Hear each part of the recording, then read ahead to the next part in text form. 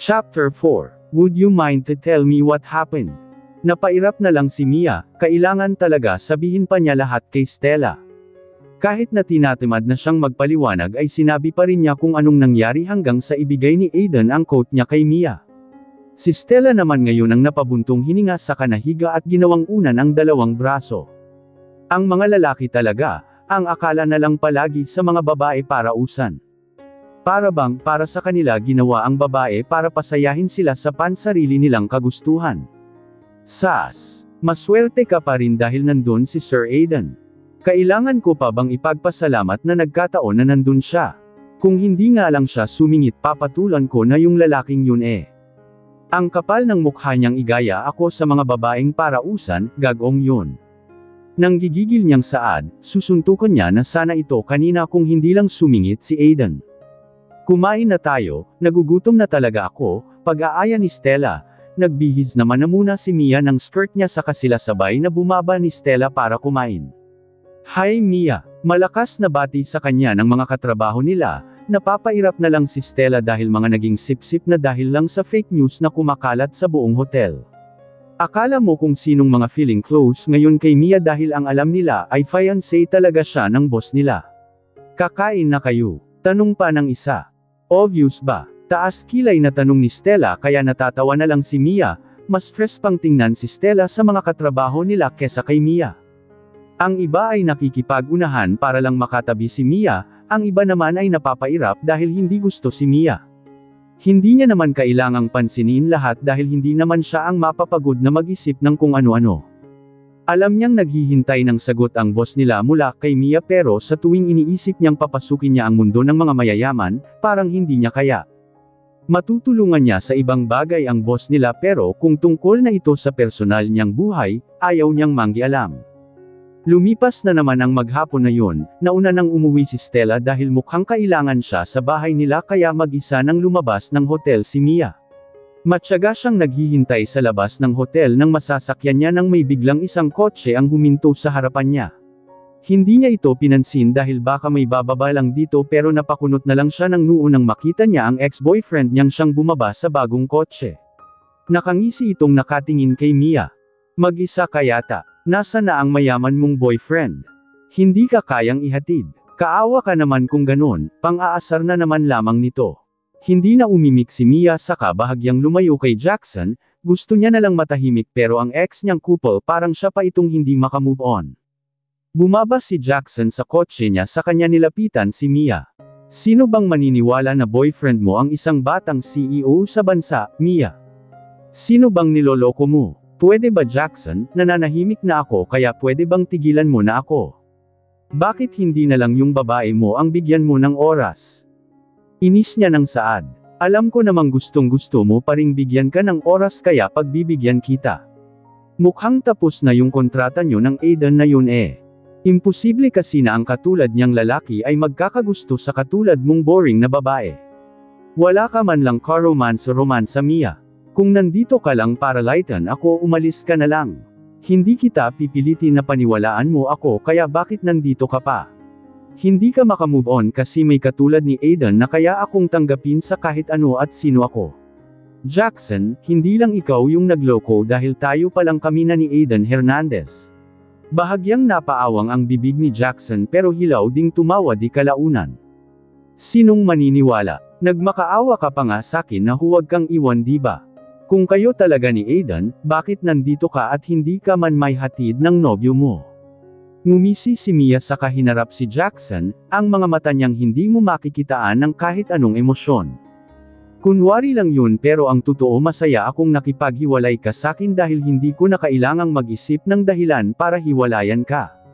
Kilala mo si Aiden, masyadong busy kaya kahit pilitin niyang ihatid ako, hindi ako pumapayag dahil ayaw kong ubusin ang oras niya sa paghahatid at sundo lang sakin. Umayos ka Jackson dahil napaghahalataan kang hindi makamove on at hindi masaya sa buhay mo. Diretsahan niyang saad, nang may bumabang babae sa bagong dating na taxi ay sumakay na rin siya kaagad doon. Iniwan na bahagyang nakanganga si Jackson. Nang gigigil si Mia at naikuyumos pa niya ang kamao niya. Ang sarap suntukin ng pagmumukha ni Jackson dahil sa kapal niya. Akala mo kung sinong kagwapuhan. Kung iniyakan man kita nun pinagsisisihan ko na yun. Gago. Inis pa rin niyang Saad habang nasa taxi siya, napapatingin na lang ang driver sa kanya. Nang makauwi na siya ay inilagay na muna siya sa washing machine ang coat ni Aiden para malaban at maibalik niya na bukas. Nagluto na siya nang makakain niya at hindi niya mapigil ang hindi mapahigpit ang hawak sa sandok sa tuwing naaalala niya ang panlalait sa kanya ng ex-boyfriend niya. Nagkaroon lang ng bago ng kotse, akala mo kung sino nang nakaangat sa buhay. Umaasa lang din naman siya sa mga nagiging babae niya dahil tamad siya, ayaw niyang magtrabaho at ginagawa niyang bangko ang mga babae. Darating ang araw at maghihirap ka rin. Inis pa ring Saad ni Mia. Nang makaluto na siya ay kumain na siya, napatingin na lang siya sa cellphone niya nang tumunog ito kaya kinuha niya. Ang akala niya ay si Stella ang nag-text pero halos mabilaukan siya sa nabasa niya. What is this? Sigaw niya, natigil siya sa pagkain niya at binasa ang notice mula sa bangko. Napahilot na lang siya sa sentido niya. Hanggang ngayon perwisyo ka talaga. Sigaw niya, tinutukoy ang ex niya. Hindi niya akalain na mauubos ang lahat ng ipon niya nang dahil kay Jackson at ngayon nagkaroon pa siya ng malaking utang sa bangko. Kapag hindi niya ito nabayaran sa tamang oras, kukunin ang lahat ng mga gamit niya. Humugot siya ng malalim na hininga at pilit na kinakalma ang sarili. Gusto na lang niyang maiyak, hindi biro ang perang dapat niyang bayaran sa bangko. Halos ilang taon niya iyong kailangang pagtrabahuan sa hotel. Paanong umabot ang lahat ng ito sa ganito? Bakit ganito ito kalaki? Aware siya sa naging loan ni Jackson at ang alam niya ay unti-unti itong binabayaran ni Jackson pero mukhang ni Kasing walang ibinayad si Jackson. Pangalan pa naman ni Mia ang ginamit, ngayon paano na lang siya lalo na at hiwalay na sila ng ex niya. Wala pa siyang habol lalo na at siya ang nakapangalan. Naisabsob niya ang mukha niya sa lamesa, saan na lang siya kukuha ng ganon kalaking pera sa loob ng isang buwan. Gusto na lang niyang umiyak. 5 milyong piso. Makakapagpatayo na ako noon ng negosyo at bahay ko. Nang hihina niyang Saad, gusto niya na lang mawala sa mundo at kung pwede lang natakasan na lang niya ito kaso ayaw niya namang mabuhay na lang sa kakatakas habang buhay. Kung lalapitan niya naman si Stella, paniguradong hindi pa aabot sa 100,000 ang maipapahiram sa kanya. Kukulangan pa rin siya. Kinabukasan, pinuntahan niya ang bangko para tanungin kung bakit ganun kalaki ang inabot ng utang niya sa kanila. Iniharap naman sa kanya ang lahat ng mga papeles na nagpapatunay na siya ang nakapangalan at may malinaw pa niyang pirma. Halos manghina ang mga tuhod niya sa nakita. Naalala ko ito yung papel na pilit niyang pinapirma sa akin. Ang akala ko ay kung ano lang, hindi ko man lang binasa bago ko pinirmahan. Masyado kasi akong nagtiwala, wika niya sa isip niya, bagsak ang balikat niyang lumabas ng bangko. Nang maalala niya ang diamond ring ni Aiden ay kinuha niya ito sa bag niya. Alam niyang sisipat ito kapag naibenta niya pero konsensya niya naman na kapag ginawa niya iyon. Mabilis niyang isinuot sa palasengsingan niya ang engagement ring saka nagtungo sa hotel. Hindi na siya dumiretso sa kwarto niya kundi dumiretso siya sa office ng boss nila. Kailangan niya ng lunukan ang pride niya, ayaw niya rin namang mabuhay na lang siya sa loob ng bilangguan dahil lang sa kasalanang hindi siya nakapagbayad ng utang. Wala nang katok-katok siyang pumasok ng office ni Aiden kaya tiningala siya ni Aiden, bahagya pang napataas ang kilay ni Aiden nang ipakita ni Mia ang palasengsingan niya kung saan nakasuot ang diamond ring. Napag-isipan ko na ng mabuti ang tungkol sa alok mo. Pwede ko pa rin bang tanggapin yun? 3 araw naman ang ibinigay mo sakin na palugit diba? Nakapagdesisyon ako, buong tapang niyang Saad, natatapakan ang pride niya pero wala na siyang choice sa mga oras na ito. Itinigil ni Aiden ang ginagawa niya at tiningnan si Mia. Payag na ako sa gusto mo, magpapanggap akong fiancé mo pero sa isang kondisyon. Blanko lang na nakatingin si Aiden kay Mia, nagtataka kung ano ang nangyari para magbago ng ganun kabilis ang isip niya. Wala na siyang ibang malalapitan at kung kailangan niyang ibaba ang pride niya gagawin niya tutal hindi naman libre ang hihingin niya. Kapalit ng pagtulong sa kanya ni Aiden ay ang pagpayag niyang maging fiancé ni Aiden. Mahigpit niyang hinawakan ang sarili niyang kamay sa ngumiti kay Aiden. Kung hindi ka pa naman nakakahanap ng babaeng magpapanggap na maging fiancé mo. Dagdag niya, tumayo naman si Aiden saka siya naupo sa sofa, sinenyasan niya rin si Mia na maupo na muna na sinunod niya rin naman. Tell me, what do you need? Palihim na humugot ng malalim na hininga si Mia. Kailangan niyang lakasan ang loob niya, tutal hindi rin naman biro ang gagawin niyang pagpapanggap na fiancé ni Aiden. Kinuha niya ang ilang papeles na nasa bag niya, sa kanya ito ipinaharap kay Aiden. Nagtataka man si Aiden ay kinuha niya ito at binasa. Bahagyang napataas ang kilay niya kaya napayuko si Mia, kinakain na siya ng hiya pero wala siyang magawa. No problema, I can pay all of this. So, deal. Tumango si Mia bilang sagot. Halos nakahinga siya ng maluwag nang mabilis na pumayag sa kanya ang boss niya. Mukhang barya lang tuloy sa boss niya ang 5 milyong piso dahil sa mabilis nitong pagsagot. What do you want me to do?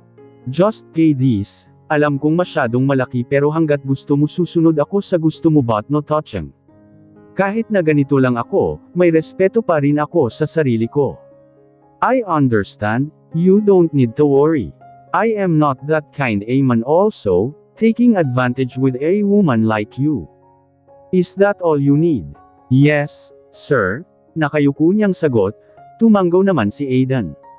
Matapos ng pag-uusap nilang iyon ay lumabas na si Mia. Sa loob lang ng ilang araw nagbago ang lahat sa kanya, lahat ng mga sinabi niya ay kinain niya na rin. Hindi rin naman niya ito gagawin kung hindi siya nangangailangan. Wala siyang alam na mapagkukunan, wala siyang ibang malalapitan. Raul, tawag ni Aiden sa sekretarya niyang nasa labas ng opisina niya. Yes, sir. May kailangan po ba kayo? Find that man, that woman X. What he is doing, where he is going, research about him. Nagtataka man si Raul ay napatango na lang siya, mukha kasing nagkaroon na sila ng kasunduan ni Mia.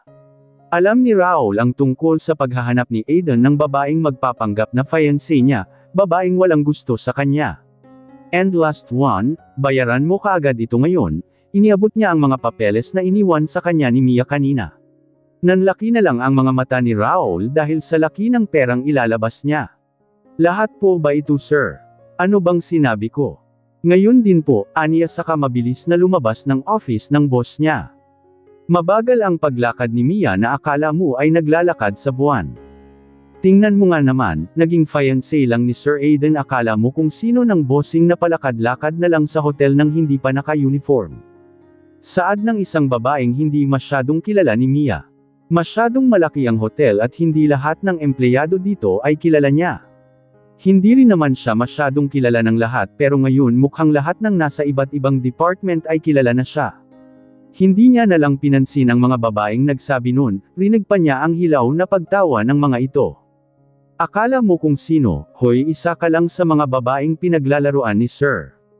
Huwag kang assumer, sigaw pa ng isa, ito na nga ang sinasabi niya.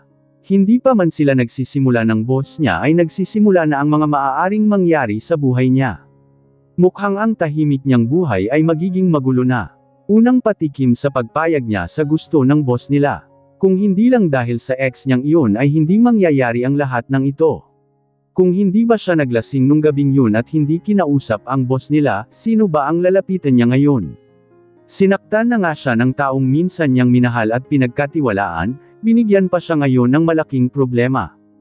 Anong nangyari? Bakit ganyan ang itsura mo umagang-umaga? Salubong sa kanya ni Stella na nag-aayos ng mga gamit. Naupo si Mia sa kama niya at tila lantang gulay na samandal sa pader. Napatigil si Stella sa ginagawa niya at tiningnan ang kaibigan na parang pinagsakluban ng langit at lupa. Wala na lang yatang araw na hindi siya nagmukhang problemado.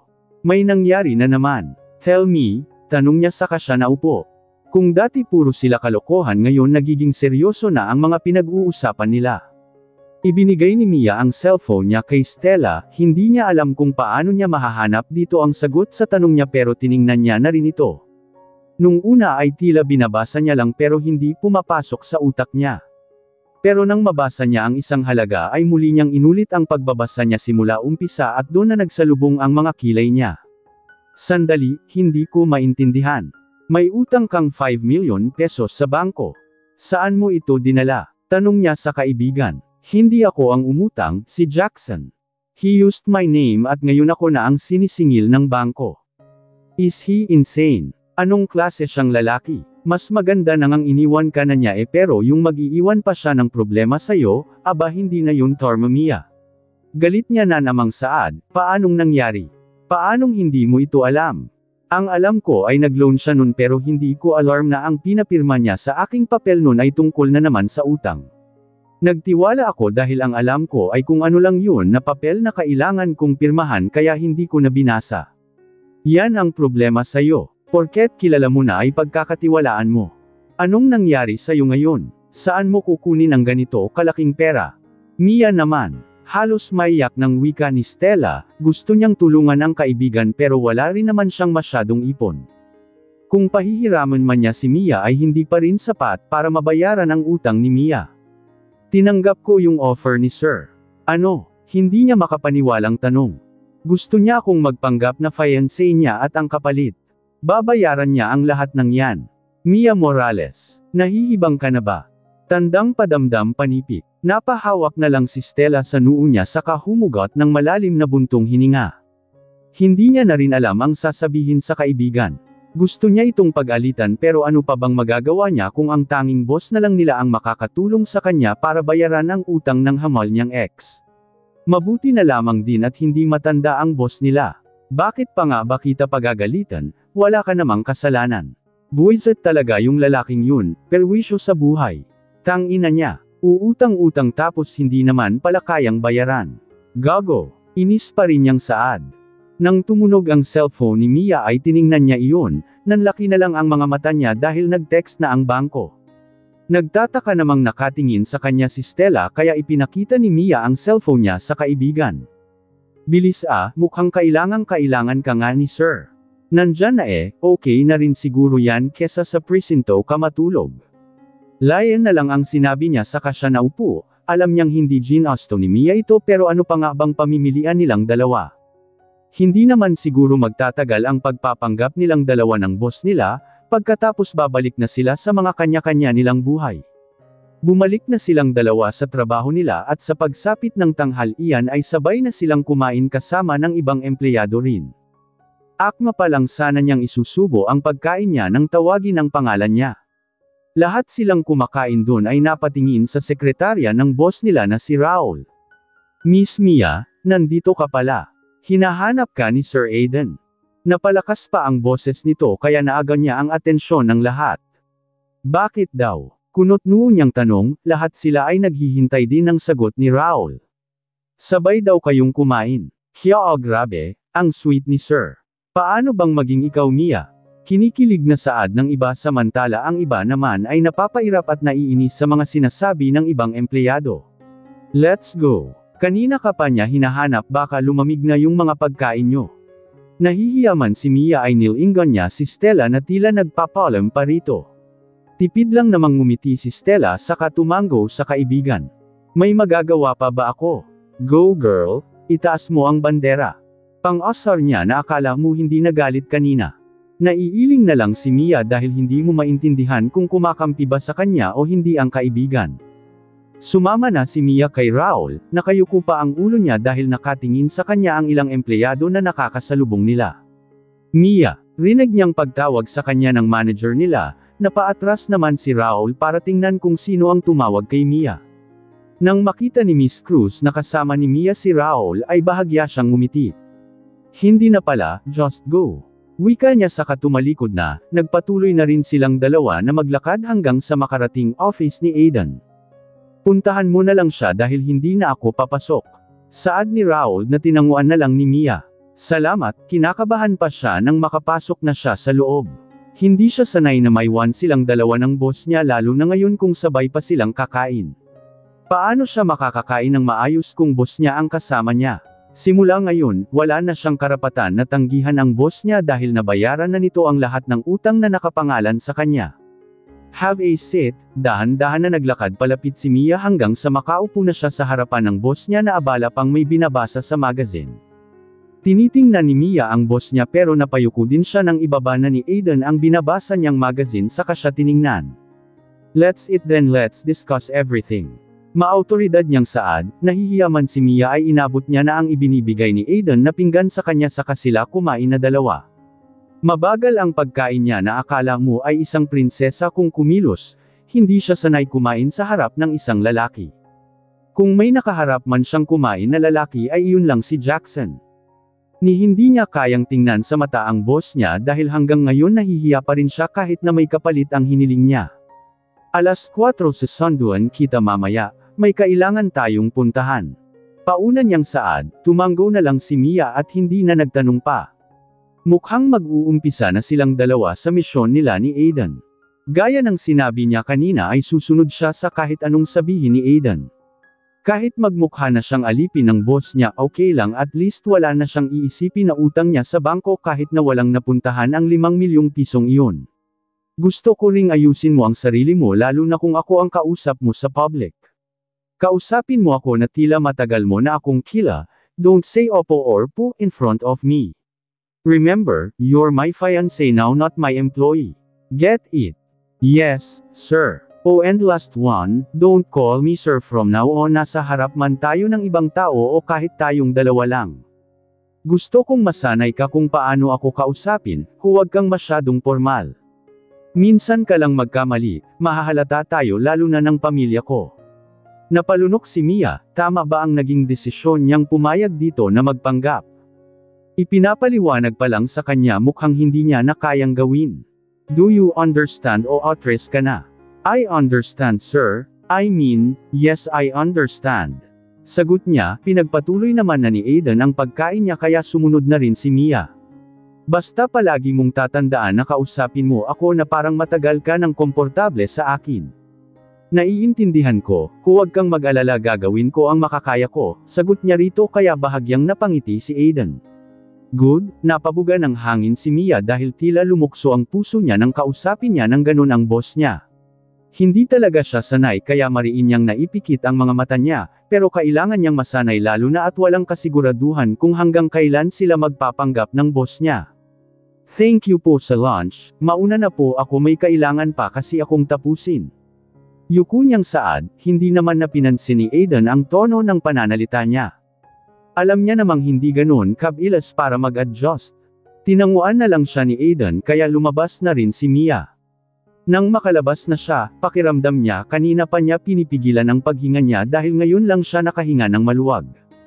Gusto niya nang umatras pero hindi na pwede lalo na ngayon at naibigay na kaagad ni Aiden ang gusto niya. Taas noo siyang naglakad nang mapansin niyang nakatingin sa kanya ang ibang empleyado lalo na at lumabas siya sa office ni Aiden. Kahit gusto niya nang iyuko ang ulo niya ay pinilit pa rin niyang maglakad ng taas noo. Sila na nga talaga ni Sir, baka noong inaya ni Mia ng kasal si Sir ay LQ silang dalawa.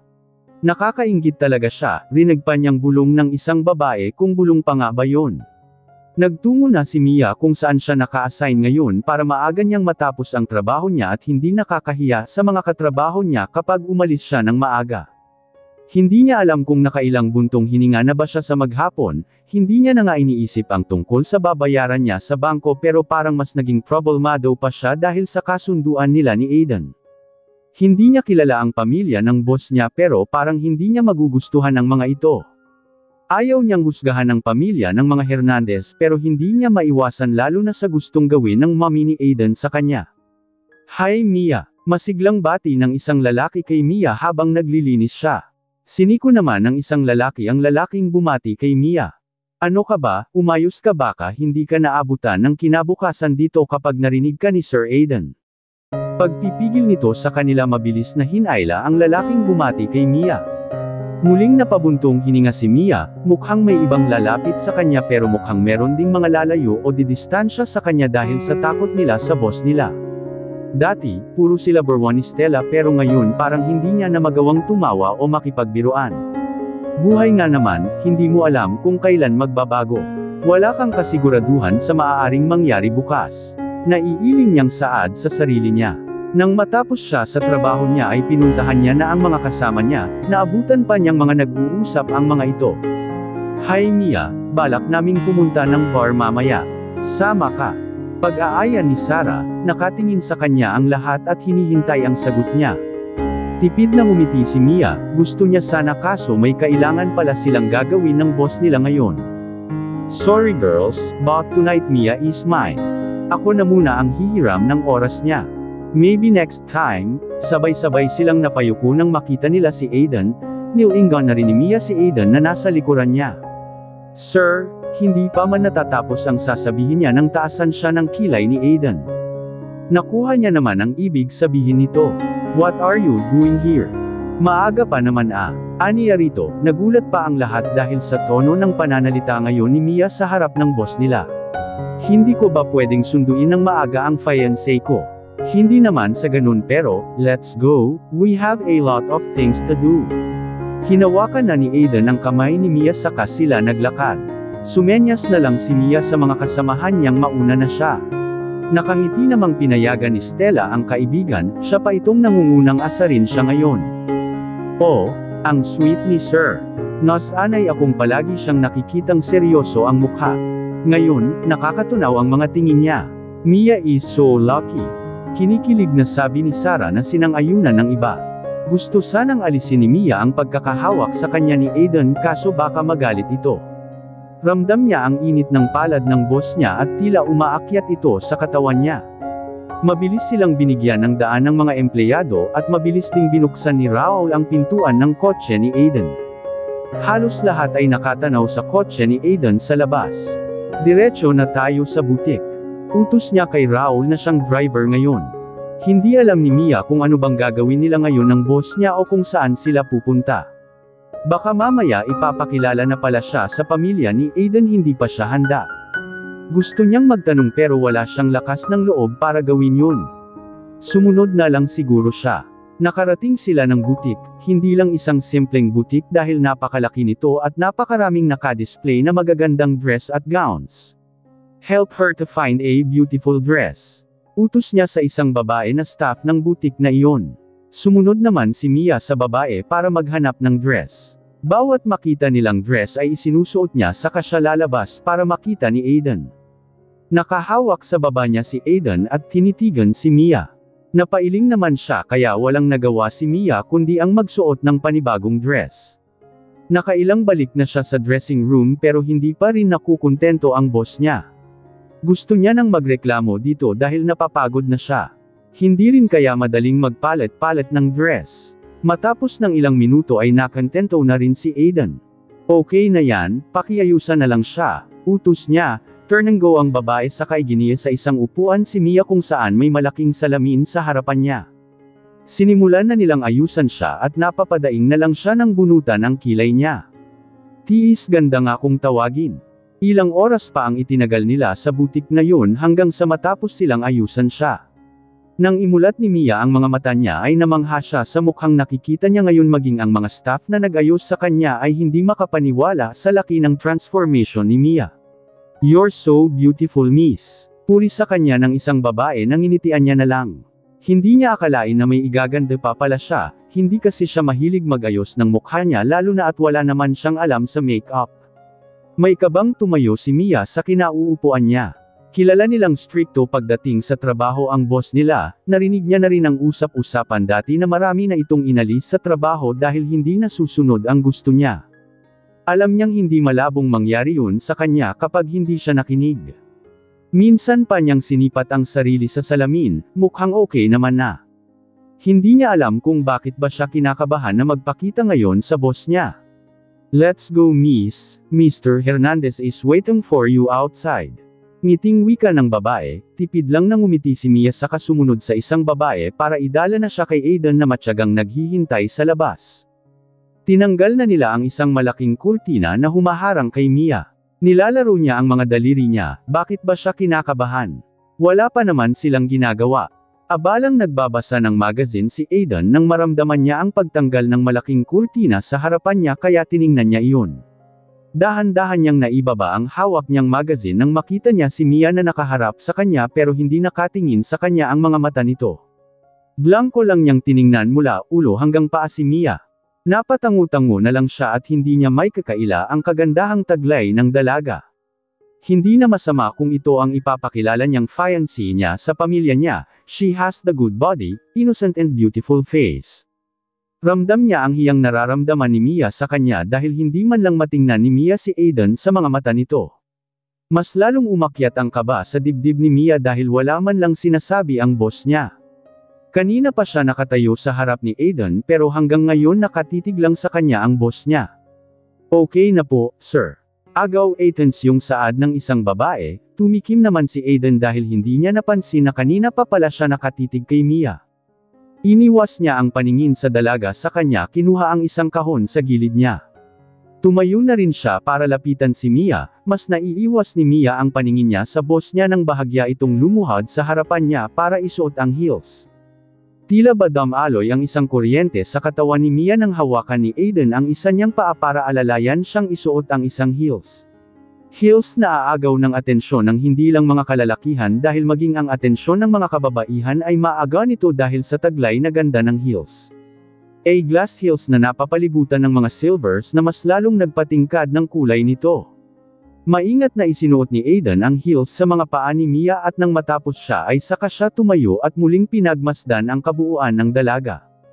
Not bad, let's go. Tanging saad niya, mabagal ang paghakbang ni Mia dahil natatakot siyang matipalok. Sanay naman siyang maglakad ng may heels pero kinakabahan siya dahil ang boss niya ang kasama niya. Baka isang mali lang niya ay pabayaran sa kanya ang lahat ng nagastos ni Aiden. Nagbayad na si Aiden sa butik saka sila umalis ni Mia. Pinagbuksan pa ni Aiden ng pintuan si Mia kaya napayuko na lang si Mia bilang pasasalamat. Tinahak na nila ang daan patungo sa kung saan, hindi alam ni Mia kung saan ba sila pupunta ngayon ng boss nila. Hindi man lang kasi ito nagsabi kaya wala siyang alam. Paminsan-minsan niyang nililingon si Aiden dahil mukhang wala itong balak sabihin kung anong gagawin nila ngayong gabi. May I know what are we gonna do tonight?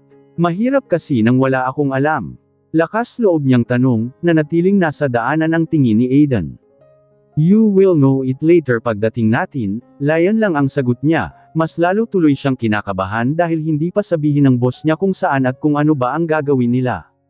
Gusto niya na muna sanang ihanda ang sarili niya kapag dumating na yung araw na ipapakilala na siya ni Aiden bilang fiancé niya pero paano niya iyon gagawin kung wala man lang paabi ang boss niya. Hindi na lang siya umimik at sumunod na lang sa agos hanggang sa makarating sila sa harap ng isang mataas na gusali. Nang makalabas sila ay kunot-no yung tiningnan ni Mia. Pamilyar sa kanya ang lugar na ito dahil minsan na siyang dinala rito ni Jackson. What are we doing here? This is a casino, right? Anong binabalak mong gawin? Hindi niya na mapigil ang tanong, kung ipapakilala siya ngayon sa mga kakilala o pamilya ni Aiden bakit sa ganitong klaseng lugar. Isang sikat at malaking kasino sa bansa. Anong gagawin nila dito? He will get what he deserve. Ani nito na mas lalong nakapagpagulo sa isipan ni Mia. Sinong tinutukoy niya? Nilapitan na siya ni Aiden sa kahinawakan ang kamay niya para ikawit sa braso niya. Iba tuloy ang pakiramdam ni Mia ngayon, anong ginagawa nila sa kasino? Tila nakikipag-unahan na naman sa marathon ang kabog ng puso niya. Hindi imposibleng magkita sila ng ex niya pero kung mangyari nga yun, mapapatunayan niya rito na hindi siya nagbibiro na siya ang nag-iisang fiancé ng isang Aiden Hernandez, the most powerful and wealthy man in the city. Humugot siya ng malalim na buntong hininga kaya nilingon naman siya ni Aiden pero tipid lang nang umiti si Mia. Nagkalat sa paligid ang ilang mga kilalang tycoon sa bansa. Hindi niya inaasahan na maaari pala niyang makita sa mga ganitong klaseng lugar ang ilang mga businessman. Kung sa bagay, hindi lang naman ginawa ang lugar na ito para sa sagalan. Nilingon ni Mia si Aiden, hindi kaya may kam-itang siya rito. O baka naman ay nagsusugal din siya paminsan-minsan to refresh his brain. Hindi siya sigurado. Habang tumatagal mas lalong kumakabog ang dibdib ni Mia dahil ang daang tinatahak nila ay ang minsang tinahak din nila ni Jackson. Parang hindi niya gusto kung anong mangyayari. Napahigpit ang hawak ni Mia sa braso ni Aiden. Just relax, rinig niyang saad ni Aiden kaya ngumiti si Mia. Pakiramdam niya kapag naririnig niya ang boses ng boss niya sa malumanay ay ligtas siya. Sinalubong sila ng isang staff at inisikaso sa mga gagamitin nila sa paglalaro at sa table na gagamitin nila. Ang ilang mga lalaki na nakakasalubong nila ay napapatingin kay Mia kaya naiilang siya, wala namang mali sa sarili niya. Pero sa tuwing nakikita nila kung sinong kasama ni Mia ay napapayuko na lang sila. Kahit saang lugar yata sila pumunta ay kilala si Aiden. Sino nga bang hindi? Isang batang CEO at pinakabatang mayaman na CEO sa bansa lang naman siya. Mia. Napatingala si Mia nang may tumawag sa pangalan niya, hindi naman na siya nagulat nang makita niya si Jackson. Nilingan din niya ang babaeng kasama ni Jackson, siya pa rin yung babaeng nakita niya sa hotel nitong nakalipas na araw. Do you know him, babe? Malambing na tanong ni Aidan, ngumiti naman si Mia saka umiling. I don't know him. Hilaw na natawa si Jackson. You don't know me. Oh come on Mia. Alam kong kilalang kilala mo ako. Mayabang na saad ni Jackson. I'm sorry mister, maybe you know me but I don't know who you are. Nakilala lang kita sa hotel nang mag-check-in kayo ni ma'am. Malumanay at may ngiti niyang saad, na wala naman ang ngisi sa labi ni Jackson. Hindi niya inaasahan na itatanggi siya ng dalaga gayong tandang-tanda niya kung paano ito nagmakaawa sa kanya na huwag siyang iiwan. I didn't know that my fiancé is famous. Babe, what drink do you want while we are playing? Nanlilisik ang mga mata ni Jackson na nakatingin kay Mia na ngayon ay kinakausap na si Aidan. Nagtiim ang bagang ni Jackson at nang hawakan siya ni Emma sa kamay niya ay inis niyang inalis iyon. Tiningnan niya ang kabuuan ng dating nobya, malayong malayo na sa dati niyang nakilala dahil sa pananamit at sa ayos niya ngayon. Gandang pagsisisihan mo kapag iniwan mo. Nagsimula ang laro nila, hindi maalis ni Jackson ang paningin niya kay Mia lalo na kapag nakikipagtawanan ito kay Aidan. Hindi niya akalaing magagawa nga ito ni Mia sa kanya. Kung ganun maaaring totoo ang sinabi niyang sila pa lamang ni Jackson ay niloloko na siya nito. Napahigpit ang hawak ni Jackson sa barahan niya kapag naiisip niyang naisahan siya ni Mia. Napainom si Mia sa juice niya, pinagpapawisan siya ng malamig dahil kinakabahan siya na baka matalo silang dalawa ni Aidan lalo na at kilala ng magaling si Jackson sa pasugalan na ito. Alam mo ba talaga kung paano maglaro nito? Bulong niya kay Aidan dahil parang hindi alam ni Aidan kung ano ang ipapartner sa bawat card na hawak niya. 500,000 pa naman ang unang taya nila. Just watch. Ani nito pero hindi pa rin nawawala ang kaba sa dibdib niya. Tiningnan niya si Jackson pero naiiwas niya rin ang paningin niya nang makita niyang sa kanya ito nakatingin. Nagbaba na ng card si Jackson at ngumisi ito kay Aidan, mas lalong lumaki ang ngisi ni Jackson nang magbaba ng mas mababang card si Aidan. I won. Masayang sigaw ni Jackson sa kakinuha lahat ng itinaya ni Aidan. Walang nagawa si Mia kundi ang panuuri na lang si Jackson na kunin ang lahat ng taya ni Aidan. Halos ilang taon niya na yung sasahuran sa pagtatrabaho niya pero dito sa pasugalan parang saglit lang apat sayo ang pera tapos mawawala na. Tiningnan niya si Aidan at tila wala lang itong pakialam sa pagkatalo niya. Let's go home, hindi mo siya matatalo kung wala kang alam sa mga bagay na ito. Sanay na siya sa mga ganitong bagay pero ikaw puro papeles ang hawak mo sa araw-araw. Let's go home. Pag-aaya ni Mia kay Aidan dahil hindi niya kakayanin kapag natalo ng milyon ang boss niya. Ngumiti lang naman sa kanya si Aidan sa kanya hinawakan ang kamay ni Mia para pakalmayan ito. Sa tuwing hinahawakan ni Aidan ang ilang parte ng katawan ni Mia ay tila may mga boltahe ng kuryente ang dumadaloy sa katawan niya mula kay Aidan. You don't have to worry, just trust me. Ani nito, bagsak ang balikat ni Mia nang muling ikalat ang baraha. Nakangisi na ngayong nakatingin sa kanya si Jackson. Halos maubos niya na ang iniinom niya dahil pakiramdam niya nanunuyo ang lalamunan niya dahil sa kaba. Kahit hindi niya alam kung paano laruin ang mga nilalaro ng mga ito ay nanood na lang siya. Tinitingnan niya rin minsan ang ekspresyon ng mga mukha ng mga ito at sa tuwing ngumingisi si Jackson sa paglaglag ni Aidan ng barahan niya ay kinakabahan siya. Mukhang matatalo na naman silang dalawa. Kagat-kagat niya na ang mga kuko niya, hindi naman siya yung naglalaro pero mas kabado pa siya sa mga naglalaro.